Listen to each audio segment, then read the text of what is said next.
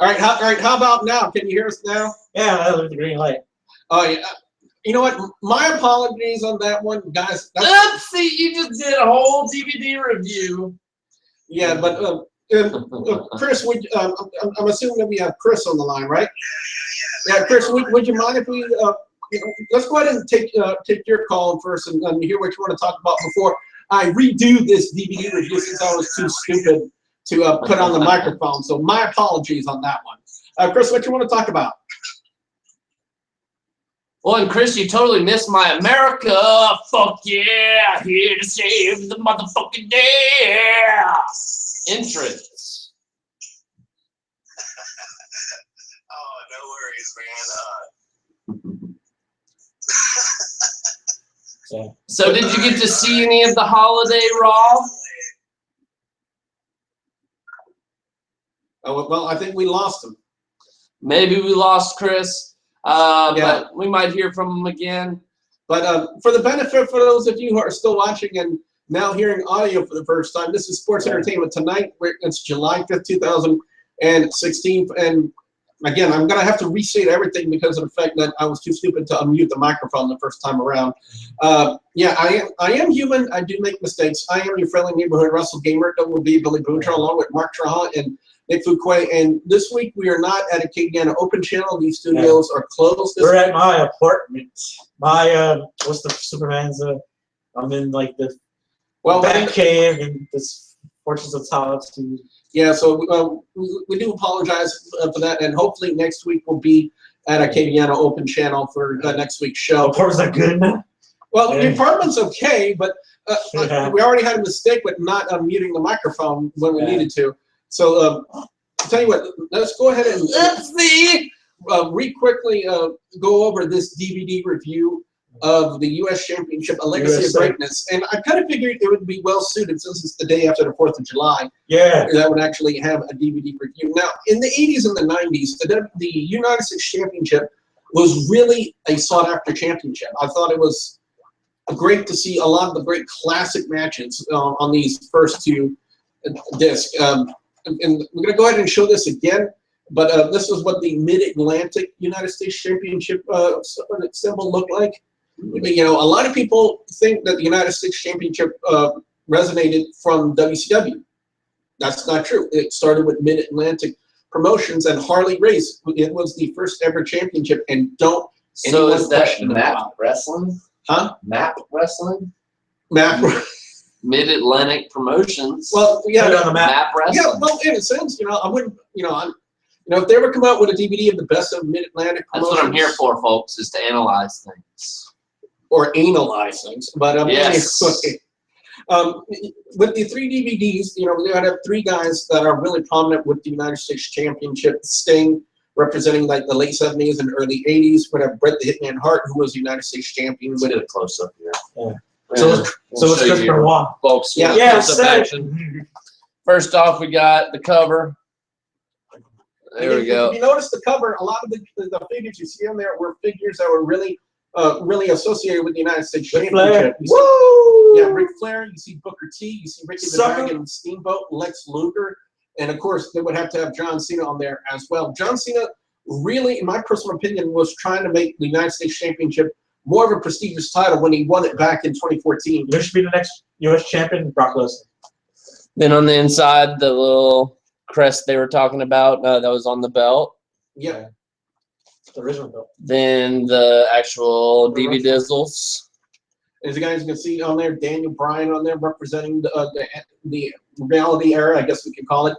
You got Sting representing the late 70s and early 80s. And, of course, you have Bret the Hitman Hart, who was a 2-time United States champion, right around the time before he ended up suffering that concussion that ended his career. And Goldberg. Definitely not one of the greatest U.S. champions, but I mean, but he's still giving this props for props to do, I guess. So, yeah. And I got to say, throw your DVD all around here. One of the reasons why I love watching these DVDs is because it brings you back to the era when wrestling was great. You know, and not talking about make Darren Young great again. Those segments, honestly, in my personal opinion, need to die. But I got to say, when you see great classic matches, especially involving the American Dream, Dusty Rhodes, Barry Windham, there was even a match between Dustin Rhodes and Ricky Dragon Steamboat, which was for the United States Championship. So then Rick Rude and Dustin Rhodes had some really good matches also. Well, yeah, but they didn't feature them in this DVD set. But they did feature Rick Rude and Sting for the United States Championship. That's when Rick Rude hurt his back. Well, yeah, it was also around the time he was with Colonel Robert Parker. I wonder what he's doing nowadays anyway. You know, with this big swan. By the way, trivia question of the week: what was Colonel Rob Parker's name in WWF? Yeah, he was managing Double J Jeff Jarrett. Yeah. But what was his name? Because it wasn't Colonel Robert Parker. Robert Fuller. Nope. Robert Fuller is his real name, but yeah, but that's not what his name was in WWF. Yeah. It was a recreation of his old name. No, it wasn't. It was a completely different name. I mean, like when he was territory days. Yeah, but in WWF he was known as Tennessee Lee. Tennessee Lee. Yeah. Yeah, that was the name of a Southern soldier. Yeah. So again, for those of you who were watching the stream and didn't have any audio, I do apologize about that. But my official score for this DVD, it's a 4 out of 5. It's a great DVD set to have. Again, there are a lot of great classic matches on there, including a match with stunning Steve Austin when he had the hair, and he took on the great Muda for the United States Championship. And that's the bottom line. Well, but one match that I did find really well, it was the triple threat submissions count anywhere match that happened at Hell in a Cell 2014. Well, not 2014. Let me go ahead and double check the dates really quick here because I actually have it on here. And I lost my place. Where is it? Well, I thought they would have it listed on here, but apparently they don't. Let me see. It would have to be on disc 3. It happened at Hell in a Cell. What, 2010? Yeah, so 2010. My apologies. Daniel Bryan, John Morrison, and The Miz. You know, that was a good United States Championship match. And with the added stipulation of submissions count anywhere, that was a great match. But so if you want to have a great DVD set, which harkens back to the history of the United States Championship when it was a good title, not like what WWE's done with it as of late, but when it was back as a good title, I highly recommend the United States Championship, A Legacy of Greatness, hosted by JBL. 4 out of 5. 4 out of 5. So with that being said, we're going to go ahead now and take a look back at the 4th of July Monday Night Raw. For those of you who have seen my video already, you know what I've had to say. So I want to go ahead and toss it over to Nick Fuqua and Mark Shaw. I want to hear what you guys had to say about Monday Night Raw this weekend. And one thing I did say on my Monday Night Raw review, Nick, is the fact that it was a holiday show. And traditionally, WWE holiday shows really aren't that great. So I really wasn't. Corny. I really wasn't expecting that much out of a WWE holiday show. It's corny. Yeah, like a food fight. You know, like. We'll say this though, having Maurice have the right in the chest with that was nice. Yeah. And she wore like a little. If that doesn't give you a food fetish, I don't know what does. Aha. Yeah. And, I mean, by the way, my last statement, Miz, you are a lucky son of a bitch. Yeah. That Miz is. Which don't y'all think that Miz's whole character with Maurice is very similar to Rusev with Lana? Not in the slightest. Like, well, I mean the foreign girl. What do you think, Mark? I think it's like really like old school like wrestling, like Precious Jimmy Garvin kind of thing. Like he. Well, Maurice has proven to be a better used as a ballet as she is right now. I've said it for a long time on here that I've never really thought of her as a good in-ring competitor, and I will put it like this: she's better than Eva Marie. But isn't it the same as with Lana too, though? I mean, like she put over Rusev more than Rusev almost even in the beginning. Yeah, but the thing is, Miz can really put himself over on the microphone without anyone talking for him. Sure. Lana was really more of the mouthpiece for Rusev when the gimmick initially started. But as of late, by the way, have you kind of noticed that Rusev has kind of lost his accent a little bit when he's talking on the microphone? Yeah, Rusev. It's kind of like when Kofi Kingston lost his Jamaican accent. Right. He was tired. Like he was tired, like doing the accent. Like, man, yeah, and just came out. He couldn't do it. Yeah, By the way, if there's you anybody know. chatting in the chat room, I do apologize. There's no way for me to open up the chat room from this distance since we're just primarily on Google Hangouts. But we'll have the chat room, and we also will take calls next week when we're back at the Canadian Open channel. Call us on our phone. Yeah.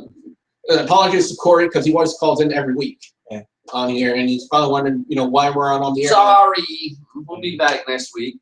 But Monday Night Raw opened up with a food fight, guys. It started off Golden Truth on karaoke. The Vaudevillains interrupted, which it appears now the Vaudevillains have now reached officially the bottom of the barrel. They are the ascension of 2016. Maybe he got buried by Yeah. What does it say about your gimmick and your character when the Golden Truth, which is typically a joke chat tag team, and then this was a concept I talked about on my earlier Monday Night Raw review, is basically Vince McMahon has pulled out the shovel and he's already pouring the dirt on the Vaudevillains. Pretty much. I think it could have been an awesome gimmick. Exactly. If they had taken their time with it. Yeah, but again, it's WWE creative having their foot in their ass. They really don't know what to do. I mean, they've had so many great NXT talents that they brought up to the main roster, and they've just fucked them up royally. Because they're horrible at putting over a backstory. And the art of giving the good video package of a wrestler before they even get on the main roster. Or I think like people watch NXT. Like everybody watches NXT. You have to do a backstory. They assume everybody watches NXT, and not even half of the Raw audience watches NXT. Yeah, but here's the way my analysis of it is: a lot of these new NXT talents, sadly, are falling to what I call the mid-card shuffle. They get brought in. They use them a little bit, and then they send them to the bottom of the barrel. Because the writers don't put you over; you put yourself over.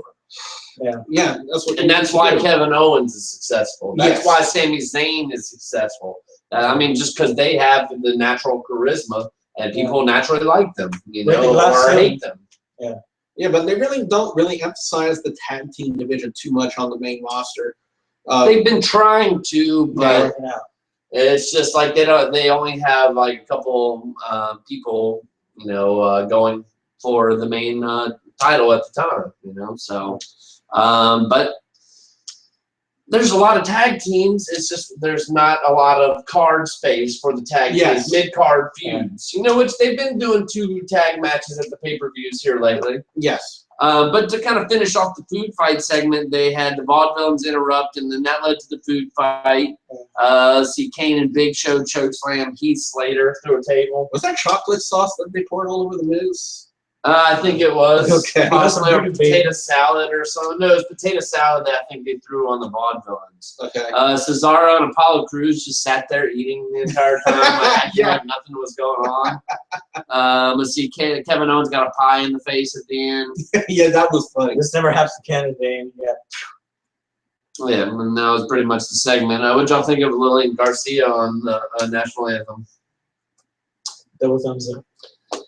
Raw opened up with a U.S. title match. I think they're ending this feud with Rusev and Titus O'Neil. They have to. I mean, Titus is looking like Virgil with his shorts. It He had looked just like Virgil out there. I wanted to be Apollo Creed and you kind of get that feeling. Now, the gimmick itself had a strong start with Titus O'Neil and Rusev, but we all knew that they weren't going to put the title on Titus O'Neil anytime soon. Yeah, it's not the 80s anymore, or like the 90s. Well, Titus O'Neil's 38, and he had never won a singles title, and he's not there yet. So, and we're not necessarily. It's a bunch of fillers till Rusev gets to SummerSlam until he has a real match. Yeah, but we're not necessarily mad dogging on Titus O'Neil. I don't have a problem with Titus O'Neil. Right. He's got some good in-ring stuff, but he's just not at the level.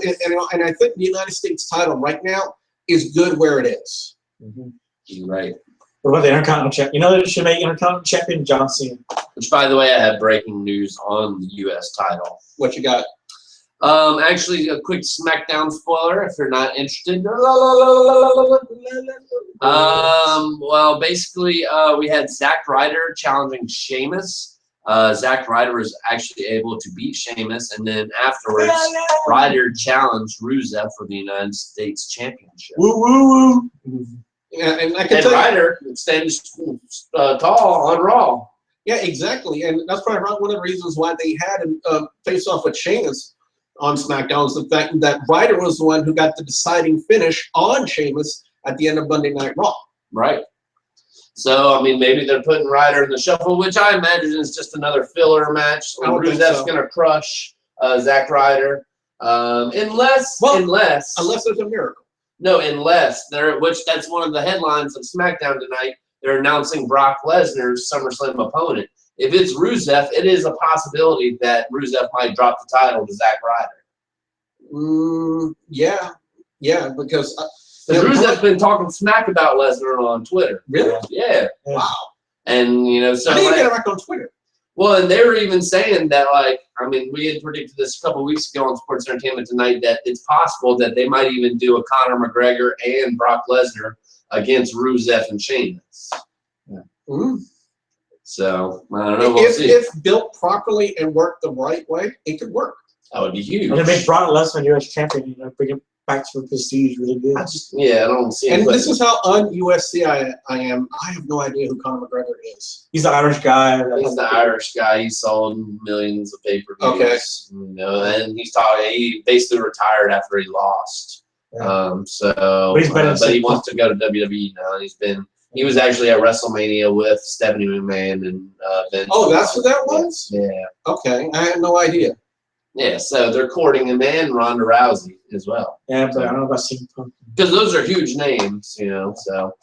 And I guess it's an inter-promotion between UFC and WWE, really. So, but ultimately Rusev came out on top. As we mentioned, Titus O'Neil kind of looked like Virgil. But did you notice afterwards when Rusev was kind of chanting USA, USA, y'all with your burgers and tiny weenies? Did he have to emphasize tiny? Tiny weenies? Yeah. Really? Rusev? Balls in there. Okay, now we're not going to be like Sean's View Entertainment and actually drop our pants. We're not going to do that. And nobody go to Sean's View's Entertainment and hate on the guy. I mean, nobody deserves to be hate on YouTube. Get any hate on YouTube for any reason whatsoever. What the fuck is Sean? I'll tell you about him later.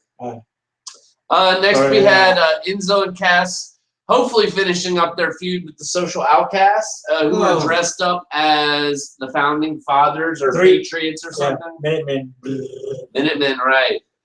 Which Enzo actually came out, bada boom, realest guy in the room, naming all the presidents in order. How bad is president? Enzo is pretty bad dude. And there's really only one word to describe the Social Outcast, and I'm going to spell it out for our audience. And you guys can spell it out with me. S-A-W-L-T. I hope nobody gets mad at you for that. I'm talking to you, Mark. But yeah, I guess that was a quick match. Cass, as usual, gets his hot tag, cleans house, finishes it up. Charlotte and Dana Brooke come out and does a promo on Sasha Banks, how she's jealous, yada yada. Which Sasha Banks wasn't hearing it. She came out, did the bank statement on her, and like, I am the conversation kind of thing. Yeah, she kind of took the boss gimmick in a positive aspect, in a sense. Saying that if you can represent yourself, and if you're confident in yourself, and you believe in yourself, then you are a boss. And I kind of like that. It was kind of a motivational way to kind of look at the whole boss gimmick and why Sasha Banks right now at this time considers herself a boss, because she's confident in herself. She believes that she can do it. So I got to say, my hat's off to it. It's kind of almost a motivational kind of speech. Like her chain and like her thing on her. Well, Billy, what do you think? Is it going to be Charlotte just against Sasha Banks at Battleground? Or, we've seen recently Paige is involved in this feud as well. I mean, she got a couple clean victories over Charlotte. Unless we see more usage out of Paige within the next week or so into the storyline, then more than likely it'll either be one-on-one, or they'll have Paige in Sasha Banks' corner to kind of counteract Dana Brooke. which I could definitely see that happen. You know, but I mean, I think this is all leading to some kind of SummerSlam feud as well. About Paige, the Wildcat, you're want to go. Paige's mom's gonna be there. Sasha Knight? Yeah. That's her name, right? Sasha Knight? Sierra Knight. Sierra Knight. Sierra Knight. Sierra Knight. Yeah, I was thinking about coming up on July 23rd, I think it is. They have a Wildcat wrestling show in New Orleans, and Ted DiBiase, the $1 Million Man, is going to be there. Undoubtedly, probably one of the greatest heels ever to come out of the 80s in the World Wrestling Federation. I agree. He should have been world champion, but he never was. He's been undoubted champion. Was way better, and he had a black blood. Which quick little commentary? Who are some champions that should have been champion, world champion, never were? Mr. Perfect, Kurt Hennig. Mr. Perfect. Mr. Perfect, Kurt Hennig was actually a world champion. He was last AWA World Heavyweight Champion. We're talking big leagues, WCW. Well, there are a lot of wrestling historians that would kind of disagree with that fact because back in around the territory days. You have a valid point. Yeah, for our viewers. Yeah, because in the territory days, the three big territories were WWF, that's Worldwide Wrestling Federation, the NWA, which was primarily in the South with Jim Crockett Promotions. It's true. And Vern Gagne's AWA promotion as well. It's true. It's damn true. So if it wasn't for the AWA, Mr. Perfect Kurt Hennig wouldn't have the background that he had when he went to the World Wrestling Federation. Same with Roddy Piper. Exactly. Because Piper had won the heavyweight championship in other, smaller promotions. Yeah, multiple time United States champion as well, multiple time Intercontinental champion. No, this once. Oh, it was just once? Yeah. Yeah, because I know he lost it to Bret the Hitman Hart at the Royal Rumble. That was the Bowl. only time he actually won the Intercontinental title. He went from the Mount. And he was basically putting over Bret Hart. So that was like one of the best Roddy Piper matches ever. Oh, I would have to agree with that one. Which, I mean, we still technically haven't had a 100% African-American WWE World Heavyweight Champion. But we've had a WCW one. Ron Simmons. Ron Simmons. And Booker T. Booker T. Yeah. Damn. But wait a minute, Booker T was a World Heavyweight Champion when we just had the World Heavyweight title and the WWE Champion. Not the WWE World Championship. Well, yeah, you got me. And Ron Killings was an NWA champion. Yeah, he was the first ever champion in TNA. Yeah. But they've never, and like you can argue The Rock is like half black or whatever, but that's the only half. No, not 100%. He's pretty much claimed Samoan. But, so. But he's got the tribal tattoos and everything too. They have guys that are potential. Big E Langston, like Xavier Woods. Well, Big E Langston is a former NXT heavyweight champion. Yeah. Well, and definitely they definitely need to get the title on Bray Wyatt at some point. I mean, they have a lot of guys that I think this brand split and having a second heavyweight championship is going to help build some of these younger talents. I don't think they should. I think giving them credibility. Big E can win a heavyweight championship, and wow, he's like a heavyweight champion now. He can, co-main event something. Yeah. What's going to be his gimmick? Build them up. Well, I mean, they're creative guys. It's obviously been proven with New Day. Speaking of which, we'll get to New Day here in a second. Next, we had a rematch from SmackDown last week, Miz and Dean Ambrose. Can I ask the question, why? Yeah, exactly. Why are they devaluing the Intercontinental Championship like this by having the Intercontinental Champion lose 2 straight times to the World Champion? But not just that, but we had the match on SmackDown. It's pretty much the same. Yeah, exactly. And the only thing that I could surmise about it is that this was a time filler match. Yeah. Kind of so. But yeah. But what does that say about your World Heavyweight title and your Intercontinental Championship if you're using them as time fillers? Well, and the kind of the storyline of the match was that Dean Ambrose kind of had a hurt knee. And I mean, he overcame and was still flying around doing his thing. And he's just like kind of built as a reckless champion. What do you guys think about how have they been building Dean Ambrose as a world champion so far? What do you think first, Mark? I think he's doing a good job, but I don't think they pretty much push him as a world champion. I think he's doing a good job himself, but I don't think they're giving him credit as a world champion like other people. Like they did to Seth Rollins on the Reigns. Like they're pretty much like JBL buries him. Yeah, JBL's like buries him. Yeah, he even did it on commentary. Even talking about how his face scares children. And I think Dean had messed up a little bit because it looked like he wanted to address JBL at first, but the first thing that came out of his mouth was Byron Saxton. You don't really get because you're used to just picking on Byron and telling him to shut up, because that's just what the announcers do out there. Byron Saxton is pointless other than that reason. Honestly, I haven't seen much of a change in the Dean Ambrose gimmick, and I don't think there needs to be a change in the Lunatic Fringe gimmick now that they put the WWE World Heavyweight Championship on him.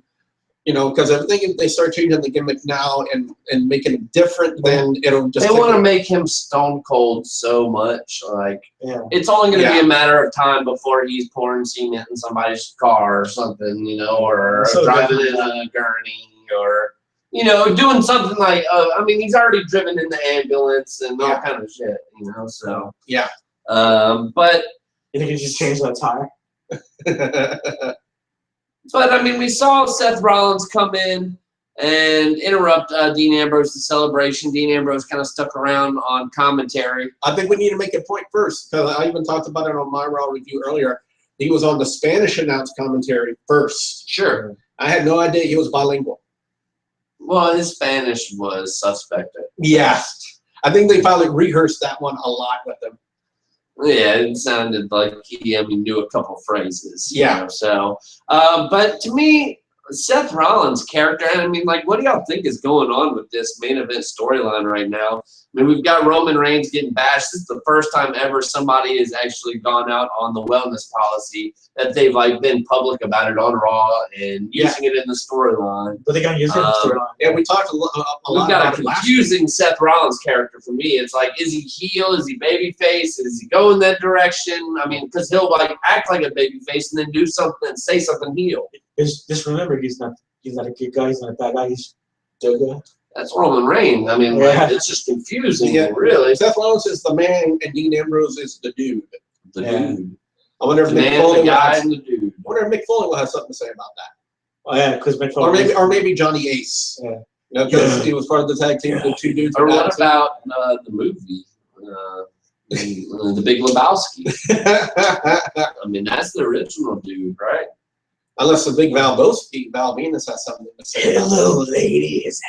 I immediately regret saying that. So Ambrose beat Miz. Seth Rollins went against Ziggler. Ziggler challenged him apparently, but because they might not have a chance to go against each other because of the draft, which means they'll be on different shows, obviously.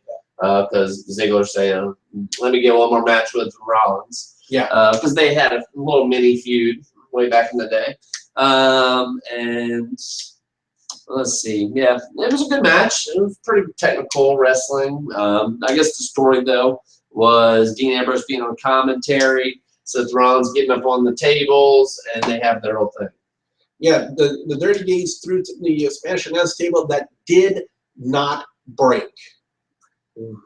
The Dirty Deeds does not have very much impact. Well, yeah, but you saw that Ambrose tried to like jump up and like break it as much as he can. But these tables are much more sturdier than what they used to be. Yeah, if we had the traditional Spanish announce table, that table would have went bye-bye. They're very well built. I mean, poor CM Punk. Like I always think back to WrestleMania 29, whenever CM Punk like tried to elbow the Undertaker in New York. And like, that's a perfect view of him like jumping off the top rope onto the Undertaker, but the table didn't break because these things are so solid.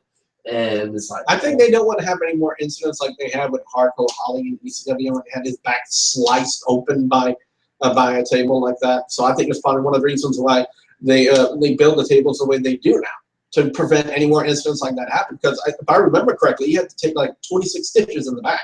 Yeah, and you got to staff back too. But it's even worse though when the table doesn't break.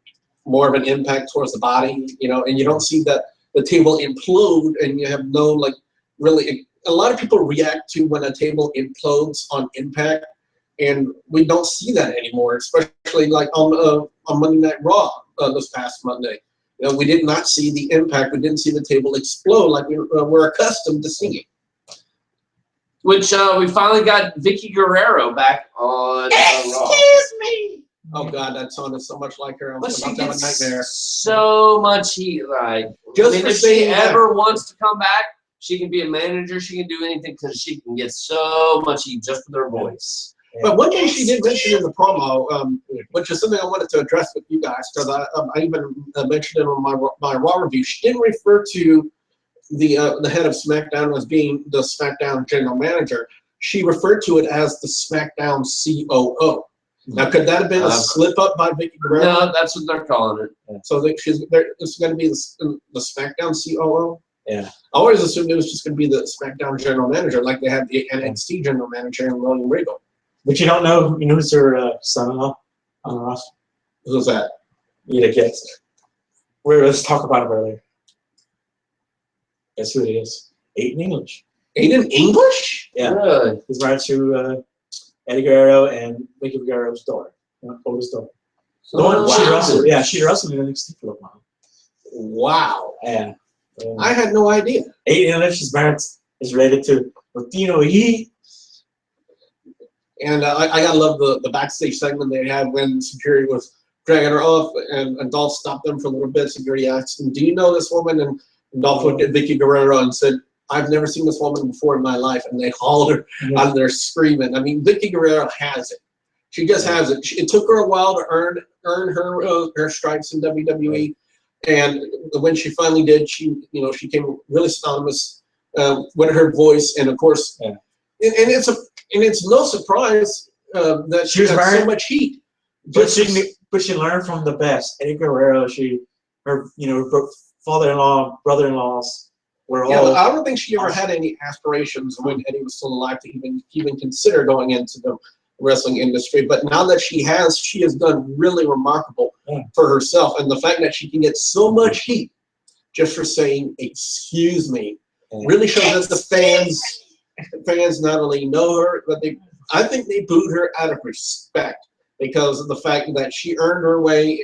She was a great heel general manager, and again, WWE even talked about it on my Raw, bringing back so many old faces that used to run SmackDown. Teddy Long, Corporate King, John Laurinaitis, People Power, and now Vicky Guerrero, and so far we haven't seen Paul Heyman in retrospect because he was also even though he wasn't general manager for a terribly long time for SmackDown, but he still was. Who else? Eric Bischoff.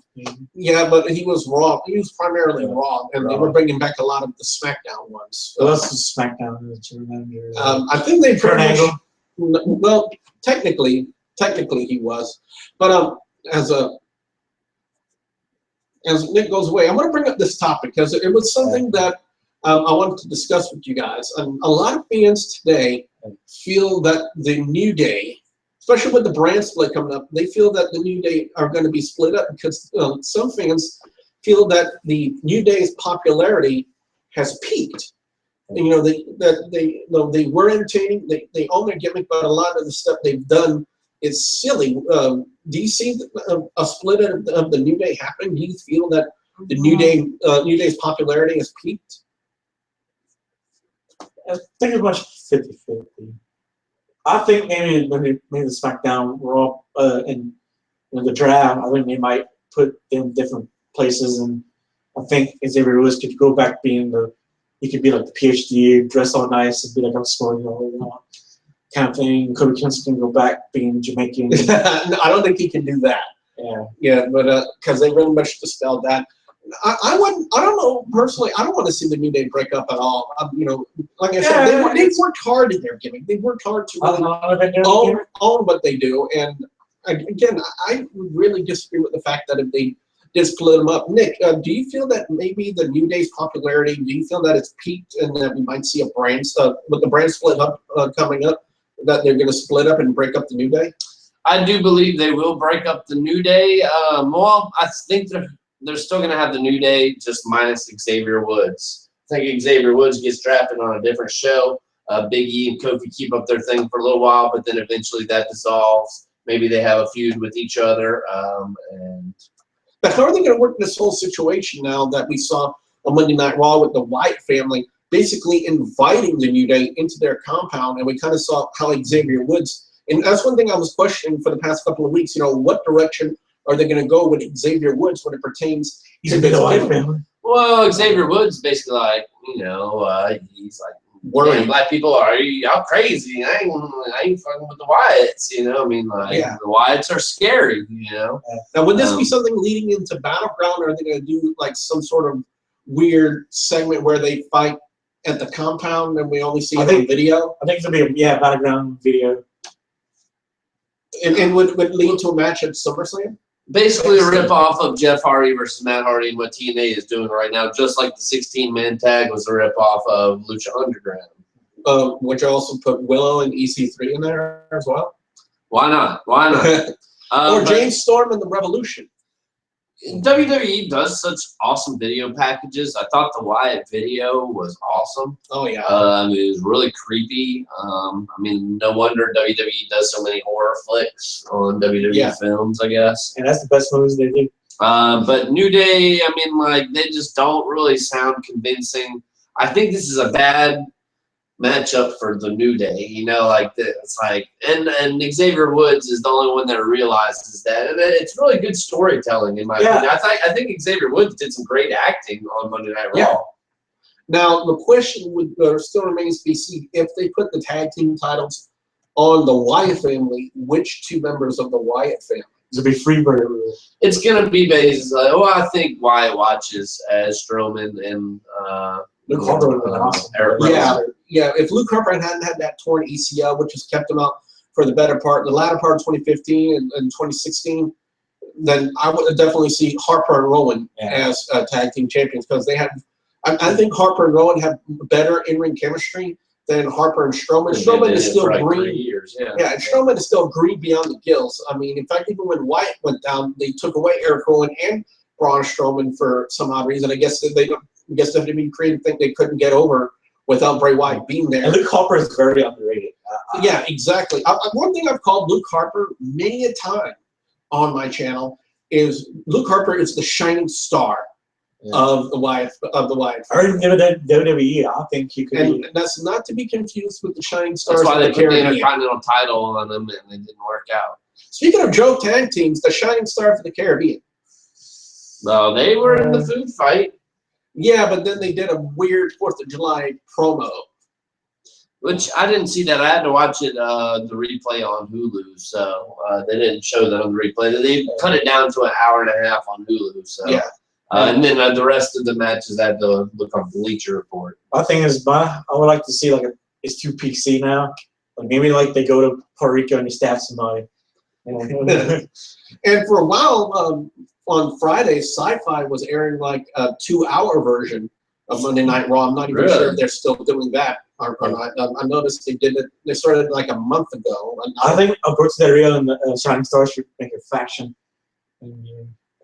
Mexico and the Caribbean. Yeah. Or Puerto Rico. Yeah. Well, as we mentioned, guys, the Vaudevillains got buried by the Golden Truth.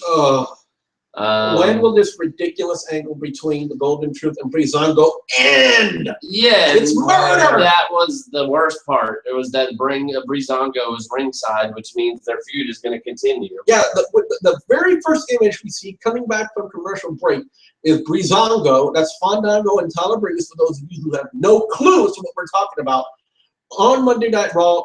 Then that was just basically a kill shot for me. I was like, kill me. They're going to continue the fucking angle between the Golden Truth and Breezango. They should have killed it at the last pay-per-view, but why are they going forward with this? Why? Let them do something to do, because they don't have anything for R-Truth or Goldust.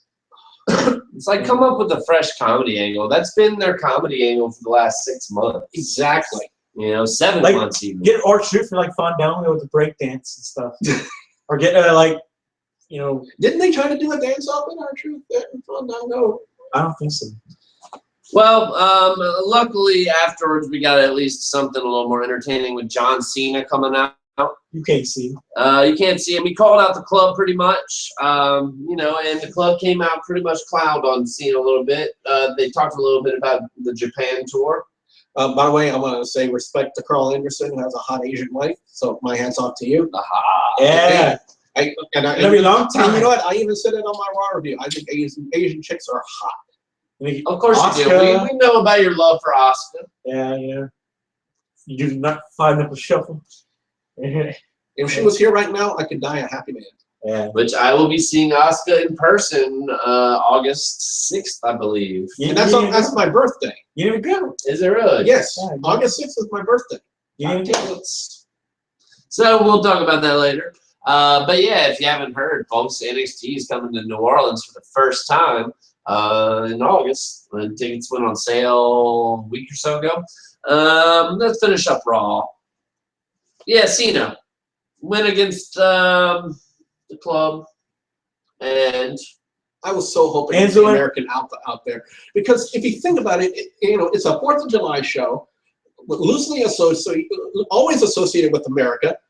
that would have made sense. American Alpha. I think this the Enzo cast make just as much sense, though. I mean, with Yeah, Cena. they come from I actually was a little bit shocked to see Big Cass and Enzo out there. Really, we talked about it on the show 2 weeks ago. They called this. Yeah, I understand that, but I was so open for them to bring up American Alpha because I think they're too good of a tag team. I don't know. Next month. That's why they dropped the titles. They still got to wrap up their NXT feuds. Yeah, especially the Authors of Pain, which I still have no idea who they are. Yeah, but Paul Ellering is their manager. Let's see. Summer Rae against Becky Lynch. Talk about that nasty bump. Poor Becky Lynch. Summer Rae botched a suplex so badly that poor Becky Lynch almost landed on her head and her neck. But fortunately, she turned out to be okay. But that was a near disaster. And I would not be surprised, Nick, that if somebody backstage read Summer Rae the riot act back there for botching that suplex so badly. I mean, it was horrible. I wish she got her ass chewed out there. He's ready. And that harkens back to one thing we talked about. We especially remember when June called in last week and started mocking the fact that wrestling was fake. If you don't know what you're doing, you can't. Yeah, but if you don't know what you're doing, fuck you, June. You can't get hurt. And Becky Lynch nearly got hurt because of the fact that Summer Rae did not properly execute the suplex. And she had properly trained, Which actually, didn't his name change? Isn't it his name July now? I wouldn't be surprised. Fuck you, July. If you were at AOC this week, you probably would have called in and told us that. I think so. So yeah, that was just god awful. Apparently, though, Becky Lynch is gonna have a match with Natalya, who apparently, which we'll go through SmackDown spoilers. I'll read them to y'all here in a second. This main event, what y'all think? Was it god awful or was it okay? For a holiday show, for what it was, I thought it was okay. America, USA. It was some bottom of the barrel talent. I mean, it had a few good guys, but it was just like the guys suffering in the mid card Wade pool. Yeah, but they kind of mixed up in a sense. Traditionally you would see an entire face team against an entire heel team. That's true. And we had a mixture of heel and faces on both sides. Especially with Sami Zayn and Kevin Owens on one team. Which is a mouthful. Let me go through the who was on each team. So the international team was Cesaro from Switzerland. From Mexico, they had Alberto Del Rio. Alberto Del Rio! I don't think this is something I ever told you guys, but when I used to have WGS Radio, which was my podcast on Blog Talk Radio, I actually had another name for Alberto Del Rio. I called him Alberto Del Quifo. Quifo! Yeah. And now that he's with Paige, it's literal.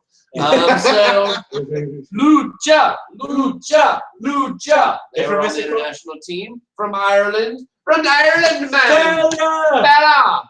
And I think that's something that we also need to mention, that they actually came out to each of their countries' national anthems. Really cool. I thought that was a cool concept, which probably was a ripoff from Lucha Underground. From Canada, they had 3 people. Kevin Owens, Chris Jericho, and Sami Zayn. Yeah, favorite. Sami Zayn is holding his own, y'all. Oh, yeah. Yeah. That dude's good. You've always been won't good. get any argument about that. Jericho. Come on. Let's see. Team USA consisted of The Big Show,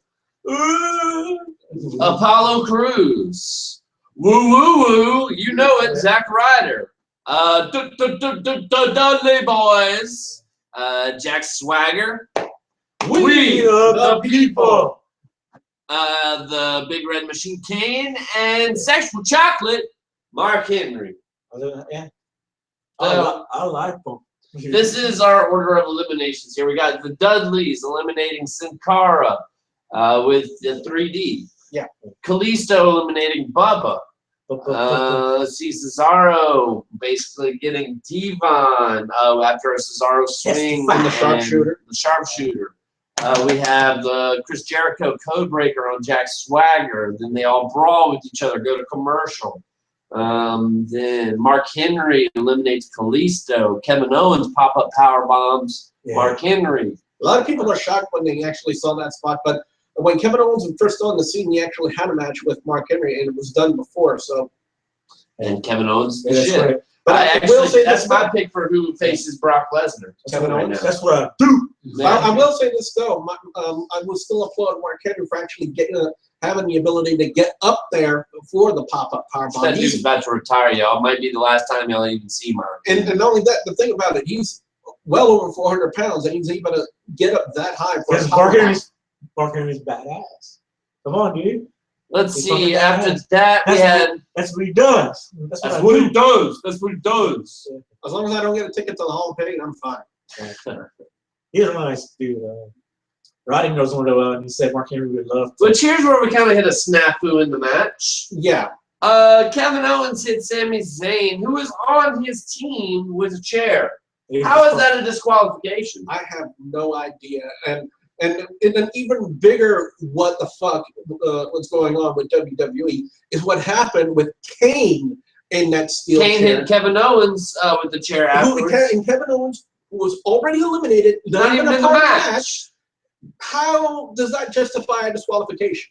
Which even like Michael Cole and JBL were questioning the logic of it at the time. I guess So, because he's the I chair. tend to, block them out. as we because- mentioned, the WWE ripped this idea off from the Lucha Underground.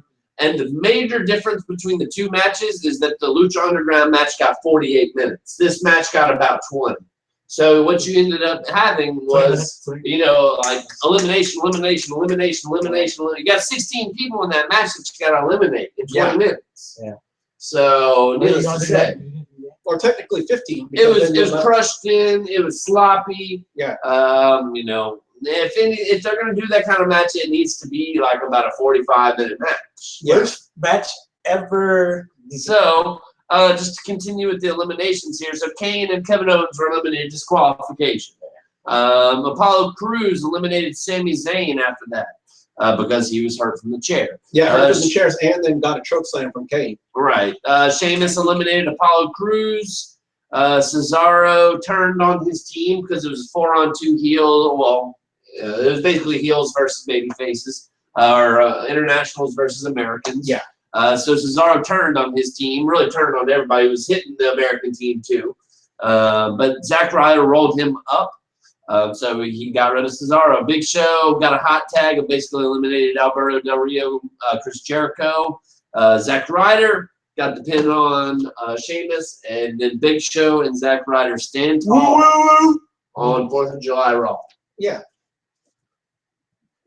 So overall, Raw holiday show, but And that's the key thing we have to remember when you think about Monday Night Raw this past week. It was a holiday show. It wasn't going to be a spectacular show because holiday shows in WWE, I don't know how many times I've said it on here tonight, on Sports Entertainment Tonight. I even mentioned it on my Monday Night Raw review.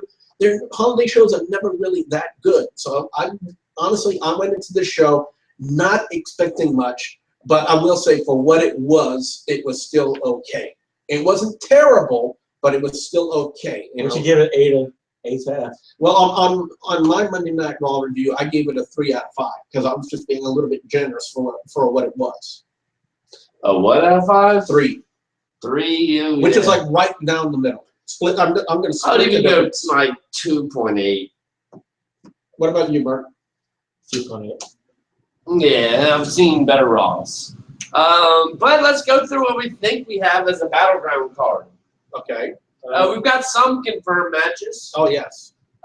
some not confirmed matches, and so we're going to give predictions on those The matches. club against John Cena and Enzo and Cass. Yeah, that's actually a confirmed match. That's confirmed.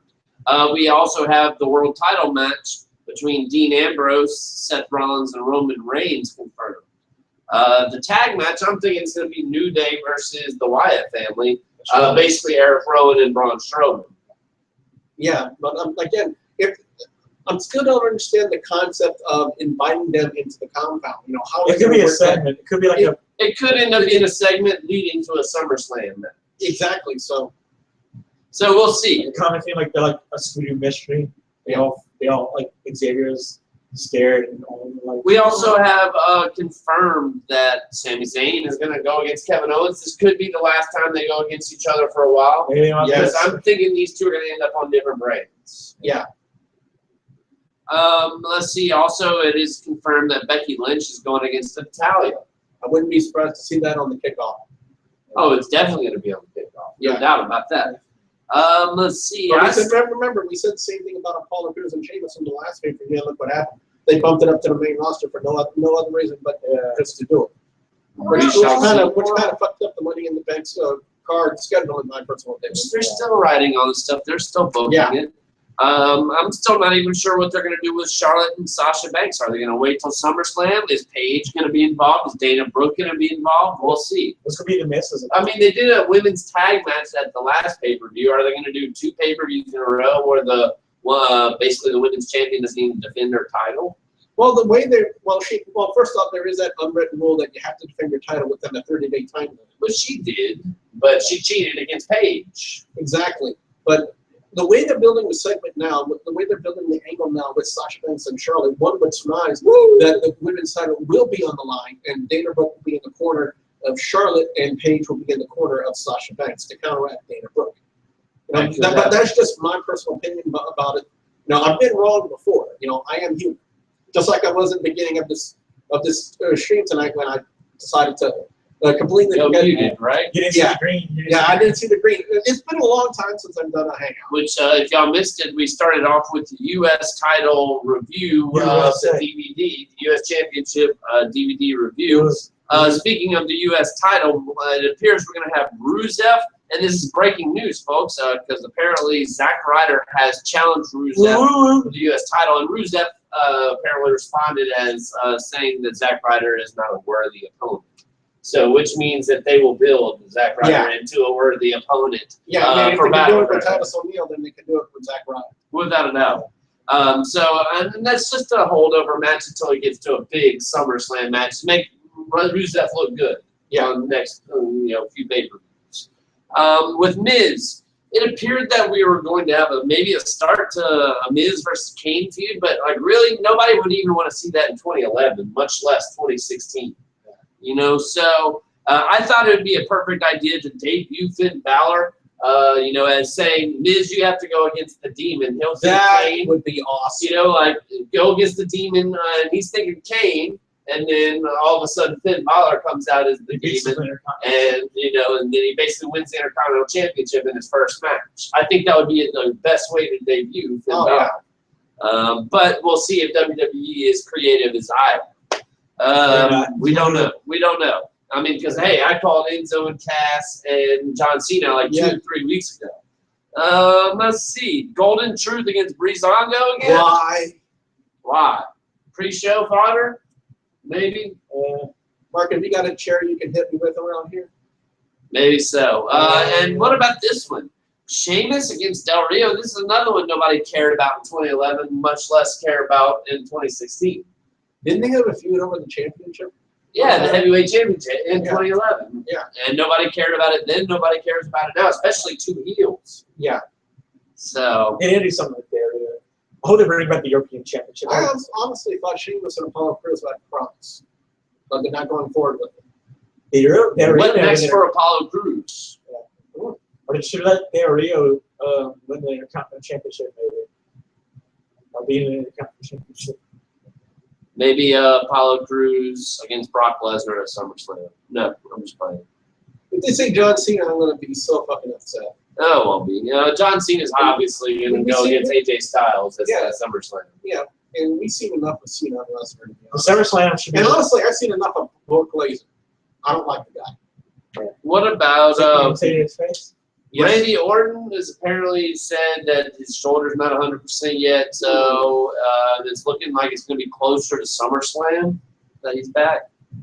Better safe than sorry. That's my personal thought on that. And apparently, Brock Lesnar was supposed to announce. They were supposed to announce his opponent for SummerSlam on Monday Night Raw. I thought they were going to do that on SmackDown. Yeah, and I'm not seeing it in the SmackDown spoilers, unfortunately. So I'll have to. I remember seeing the promo on Monday Night Raw, saying that they were. I saw that, but they do not mention it in the spoilers. So, needless to say, let's kind of go through some SmackDown spoilers, and this is courtesy of Wrestling Inc. Yeah, I'm familiar with and if that. you don't want to hear, close your. Let's see. We've got Dean Ambrose kicking off the show with special guest announcer for Jey Uso versus Seth Rollins. Seth Rollins defeated Jey Uso. Ambrose trolled Rollins on the mic and made some funny announcements during the match to great reactions.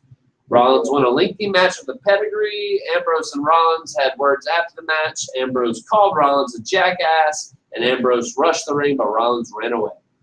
Not surprised. That's That's typical heel 101 right there. That's it. Zack Ryder defeated Sheamus with the diving elbow drop. El Bro. The El Bro. Tom Phillips interviewed Zack Ryder on the ramp, and he says he has his momentum back. Then he challenges Rusev for the U.S. title. Rusev is interviewed backstage by JoJo, but he dismisses Ryder as a legit challenger. Apparently, he will defend on Monday's Raw. Rusev with another anti-American speech. So it might just be another guy for Rusev to crush. Yeah. For SummerSlam. Let's see. Becky Lynch comes out for a match, but Natalya attacks her from behind. They've been doing that angle a lot lately. Yeah. Natalya beats her down at ringside and applies a sharpshooter to Big Heat. Referees finally get her off, and Becky Lynch is helped to the back. She still probably had a better Tuesday than she did on Monday. Let's see. Sit-down interview with Xavier Woods. He talks about his fear of the Wyatt family and says he will go to their compound with the New Day. Interesting. Enzo and Big Cass come out and talk about saving John Cena on Raw. They're sending a message to the club to stop them from attacking Cena and everyone else on the roster. AJ Styles, Luke Gallows, and Carl Anderson come out with heel promos and comment on John Cena not being here tonight. They threaten to beat up Enzo and Cass. Enzo roasts them after they call Cass a butt nugget. And AJ challenges Enzo to a match. So AJ defeated Enzo Amore, obviously. Styles won a good match with the Styles Clash. A Klaus dash. Let's see. There was some action on the outside between Cass and the club. Styles challenges Enzo and Cass to find a partner for a 6-man tag later tonight. Teddy Long style, which might be the dark main event. Chris Jericho is backstage looking for his blue scarf. Kevin Owens is wearing it, and they have words. This was said to be a funny segment, but kind of weird seeing Owens showing a humorous side on TV. I'm trying to picture that baby face. I'm trying to picture that in my head, and I'm having kind of a hard time. They've been having some pretty funny segments. Oh yeah, they have. Let's see, which I thought like the Team America and Team International backstage segments were good. Miz defeats Kalisto in a decent match with the skull-crushing finale. They aired the same Bob Backlund and Darren Young vignette from Raw. Renee Young. I get a headache thinking about those promos. Yeah. They should have Baby and Sandow do that instead of. Yeah, I think we talked about it a couple of weeks ago. Yeah, just terrible. Renee Young interviewed Sasha Banks backstage. Dana Brooke and the WWE Women's Champion Charlotte interrupt. Sasha versus Dana is made for Raw.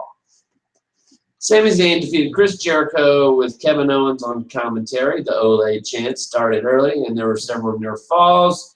The action went outside the ring, and Owens threw a drink at Sami. Then Sami threw Jericho at Owens.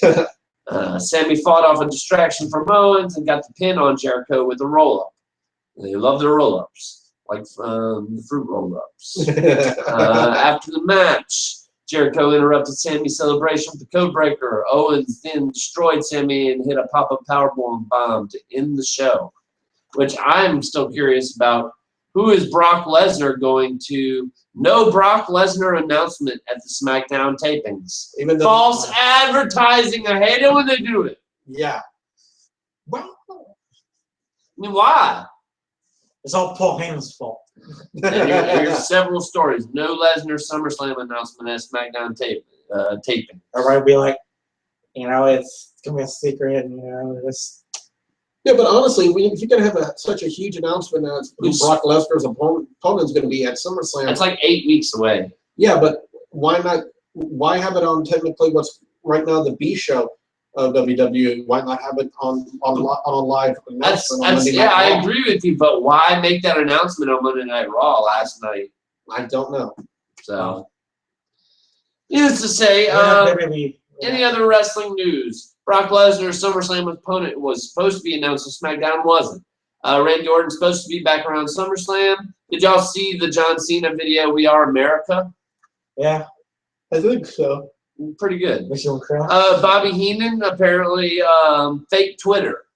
Yeah, I heard about that, and I think that's just disgraceful. Anyone to take such a legendary name like Bobby the Brain Heenan and actually misrepresent him on Twitter, on social media like that. And he was sick from cancer. Come on. Exactly. So it makes you like them. that's someone deliberately trying to tarnish the legacy of Bobby the Brain Heenan, and I don't agree with that whatsoever. Which, folks, I say we close it out with the biggest news of the week. Congrats to the new NWA Heavyweight Champion, Mustang Mike. Boom! Boom! This past Saturday at NWA Cage and Heat and a steel cage match, Mustang Mark Mike was there. Mustang Mike defeated what was his name? Greg Anthony. Greg Anthony. The Golden. Yeah, I remember him from TCW, Traditional Championship Wrestling, for the NWA World Heavyweight Championship. I've known Mustang Mike for 6.5 years. No, I think it's like the Good dude, does great charity work. Yeah. In the local community. He's the local NWA Heavyweight Champion, and he deserves it, man. Yeah, I wholeheartedly agree. I've known Mustang like for 6 years. He gave me a chance to be a play-by-play commentator back in GCW in 2010. I've been great friends with him, and I forever thank him for letting him letting me kind of live my dream. A lot of people have aspirations to be inside the squared circle. My aspirations have always been to be behind the microphone. You must be like Jim Ross or Gordon Soley and. God rest Gordon Soley's soul. Who else is good? Awesome. If you say Michael Cole, I will punch you. What's the guy from World Class Championship? He was good. But getting off topic here, big props to Mustang Mike. Apparently, it was a good show. Kevin Nash was there, big sexy Kevin Nash. Mark, you were there. Yeah, I sat right by him. I didn't really get a picture of him or talk to him because I was busy. Which obviously Rodney Mack and Jazz, and I don't know. Mark, why don't you tell us a little bit about the card? Well, first off, show everybody your Team Dogtown shirt. I think a lot of people. Yeah, show it off. Yeah. Tell us about the card. I'm gonna go drain the main vein. But. And we'll close out the show from here. Yeah. Nick Fuquay, Nene. All the girls say Mayday. Yes. Mark was smart. So. And your friendly neighborhood wrestling gamer at Double B Billy Boudreaux. And next week we will be at Acadiana Open Channel on next week's show. So guys like Corey or Junjun or July, if you want to call. Just show off that shirt. Yeah, and show off that shirt. Stand up so they can see the pound. Show Show them your pound. All right. And while Mark is doing that, I remind everybody to check out the WGS Arcade every day, 9 a.m. Central Time, and hopefully I'll have a video up tomorrow of quad. Yeah, don't twerk, please don't twerk, please. There you go. And that's the. Might have to back up a little bit. Go on and back it up. All right. Think about what he's saying to you. Yeah. Think about it. But hopefully, guys, I'll have Quantum Break up tomorrow. That'll be episode 1 tomorrow. But don't forget to check out the arcade every day, 9 a.m. Central Time. And I promise you guys, I will get back to it as soon as possible. I had to do some adjustments on the first video. Apparently, that's one thing that's really annoys me about game capture is sometimes there's a couple of hiccups in the video, and you have to realign commentary. You have to realign everything. So that's a hard thing to do. So hopefully I'll have Quantum Breakup tomorrow for you guys as well. And also don't forget, wrestling reviews usually the day after a show right here on WGS-TV, and every Tuesday night right here on WGS-TV, 8 p.m. Central Time until further notice, right here on for Sports Entertainment Tonight. So with that being said, guys and gals, I am your friendly neighborhood wrestle gamer, and I will see you at the next Swamp Zone. Yeah. Bye, guys. We're done. Yep, you can go ahead and hit the red button over there on the Hangout. To stop broadcasting. Okay, now y'all get. Yeah.